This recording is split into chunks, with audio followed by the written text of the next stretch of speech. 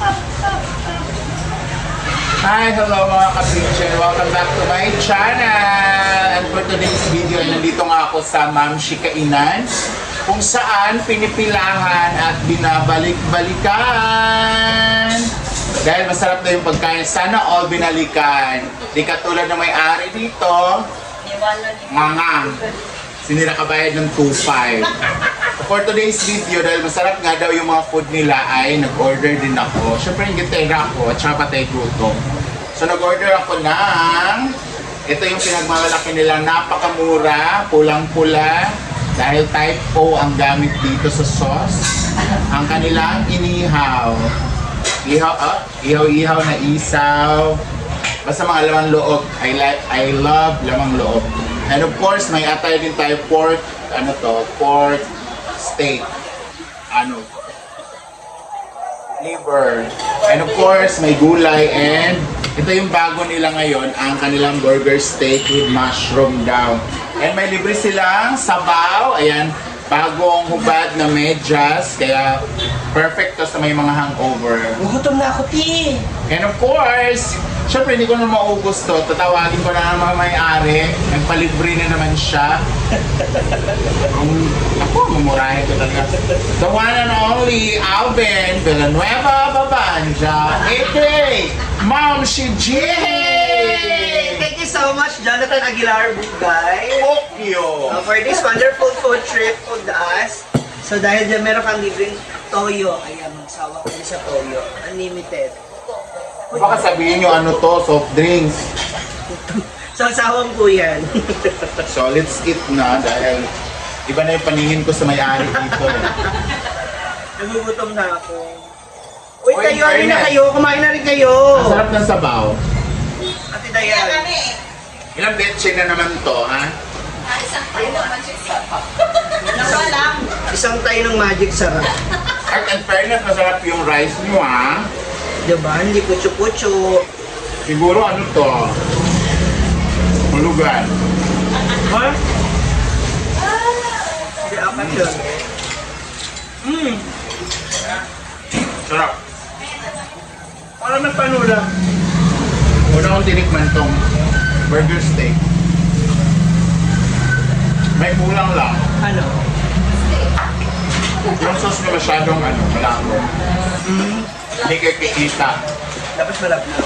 Dapat malabnaw kasi pang sauce na rin sa rice, di ba? Hindi lang naman. Ito yung nag-away kami dahil dito sa lutong to. Kaya siguro hindi masyadong nabenta. Panoorin niyo po sa vlog. Ang fairness, konti na lang yung natira, guys. Namit ko talaga itong Toyote. Sobra kasi.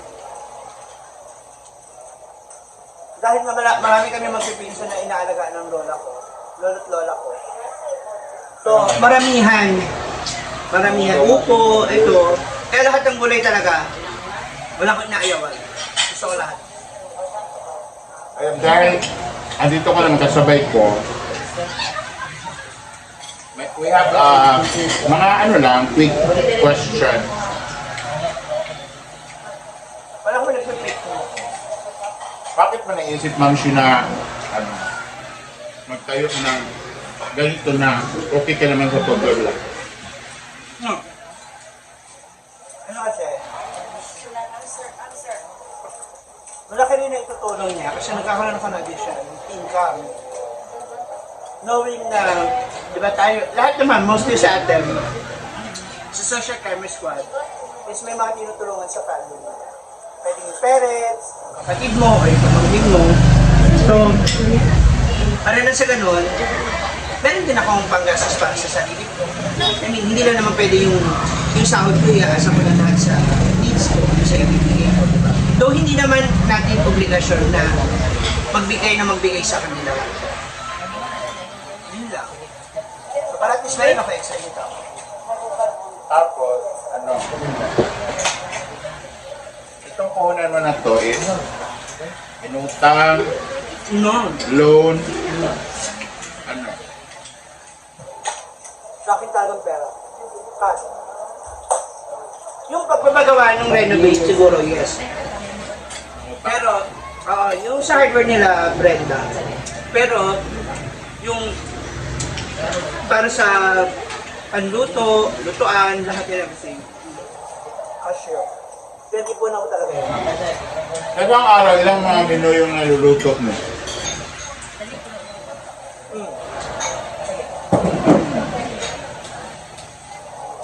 Honestly, depende sa budget.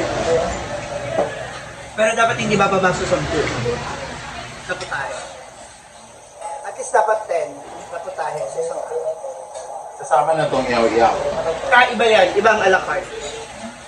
Iba kasi ang costing na yan. Iba yung sales. Iba yung gastos. Anything. Pati ba sahod?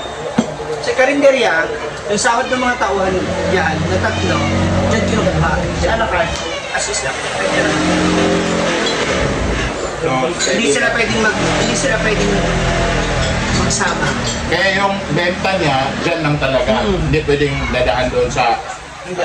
loob. Hindi.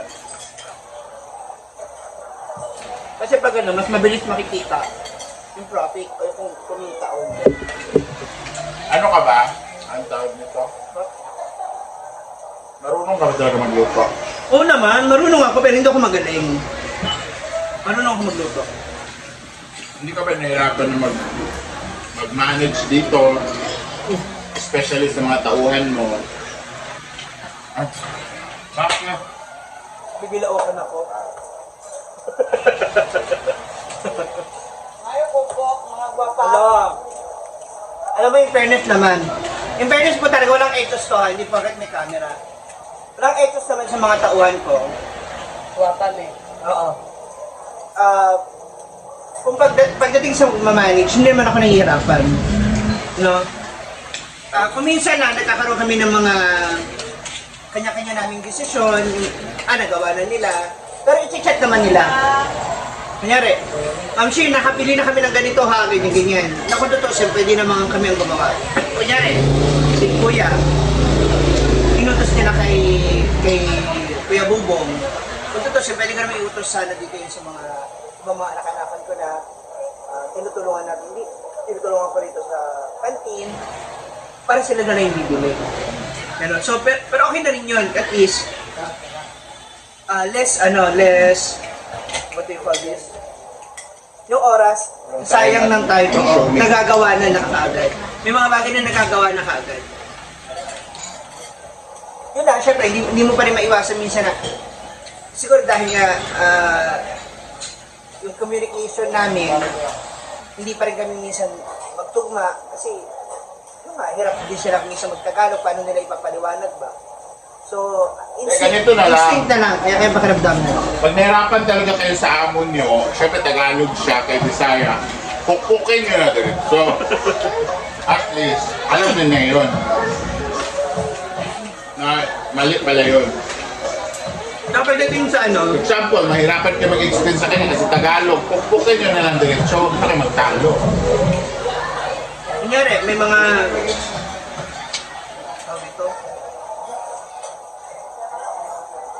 sa mga ulam, nagsasuggest lang ako sa kanila. Still, sila pa rin na nagpa-finalize, sila rin sa luto nila.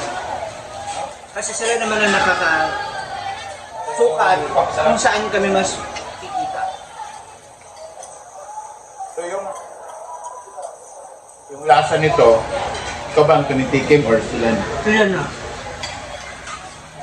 Okay, tulad niyan, yung klase ng luto ko sa sayote na to, Tagalog version, yung style na alam ko. So hindi ko alam kung paano yung gisa nila dito, kung paano yung... Kasi di ba, yung iba, ang sinasahog talaga rito, kung pangmasa lang, sardinas. Yung iba, plain lang, walang sahog, kasi inisa lang sa bawang sibuyas kamatis. Tapos pagpalasa. So, in fairness lahat ng pagkain nito malasa. Malasa siya pero may amoy. Ha? Combo. Tawag. Nagkaroon pa tuloy yung... Nagkaroon daw na amoy yung pag-ulam nyo.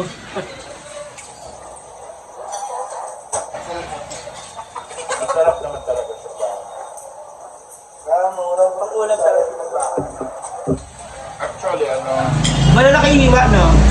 Ito lang. Bite size lang naman yun. Hindi na yung OA na... Kung may plano ka pa ba, ma'am, sila magtayo pa ng another negosyo? Oo. Hindi ako talaga. Pag nagkaroon pa ako ulit ng extra budget, gusto mo gumawa ng isa pang ganito. Karinderya. Mas prepare mo pa. Kasi, hindi naman, meron pa naman. May iba pa naman. Pero,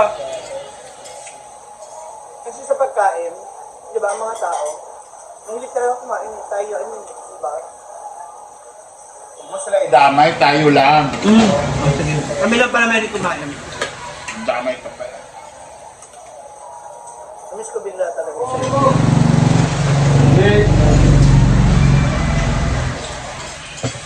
Diba may plano tayo? Wala nga tayong puhunan, di ba? Yun nga, kapag nakaipon tayo, ang ganda nun. Paano ka makaipon eh? Every night may mga lalaki tayo. Ikaw, siguro. Ano pala yung kagabi? Lalaki ba yun? Ano yung tomboy?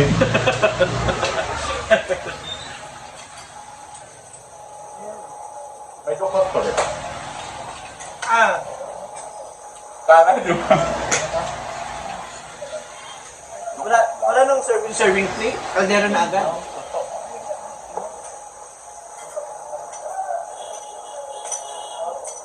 Yung burger patty, yung sauce pa lang yan. Ano ba yung homemade ba yung burger patty? Kami ang gumagawa. But I said chef. Lagyan mo ng waffle. Para medyo crunchy. Or ano? Bread crumb. Tender. At least pwede mo siyang lakihan. Kasi hindi siya... Ikaw na ka daw? So, kumain. Balong day ka.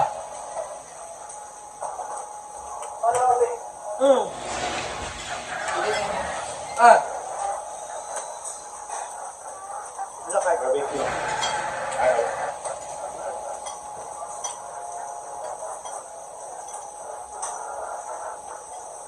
Ikaw, mag-open up ka ng business. Ano gusto mo? None of your business. Okay na. Tapos na. Hindi. Gusto ko bar talaga. Yun kasi yung expertise ko eh. Or, paupahan Papahan. na bahay. Yung sabi ko, door. Apartment. Oo, yung ganun. Kasi sana yung gastos mo doon. Pero bawal lalaki, bawal may asawa. Ay, bawal babae. Ah. Puro lang lalaki. Tapos dapat single. Okay naman kahit married siya, pero bawal papuntahin yung asawa. Ah. Pag may mga pangailangan ka, syempre lalaki siya, tawagin niya lang ako. Ayun. Maganda yan. I can offer naman my service. Tapos libre upa. Oh, basta uupahan din niya. Hindi, gusto ko talaga yung gano'n. Yung paupahan ng babae.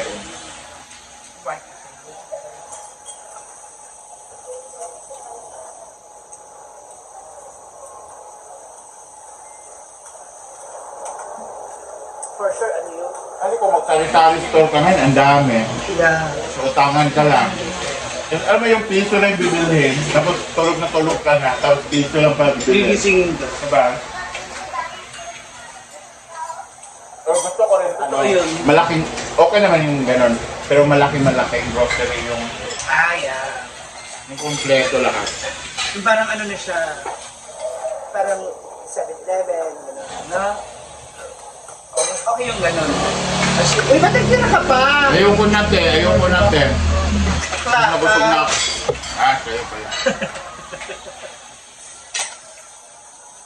Uy, dahil kain na kayo. Dapat may barbecue din, no?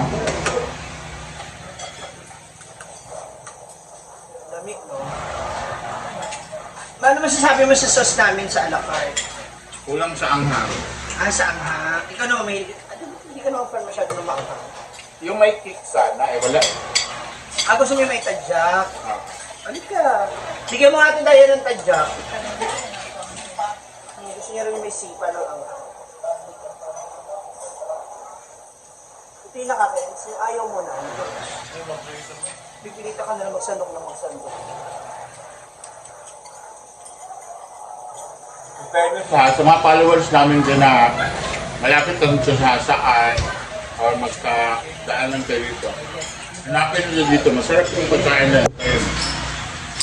Kahit madumi yung may-ari, pero ang pagkain okay lang kasi hindi naman siya nagluluto. Minsan lang, may mga time na pag may gusto akong lutuin, ako yung luluto. Pero safety to kasi everyday nakukonsume nilang bitchin, isang pack lang naman.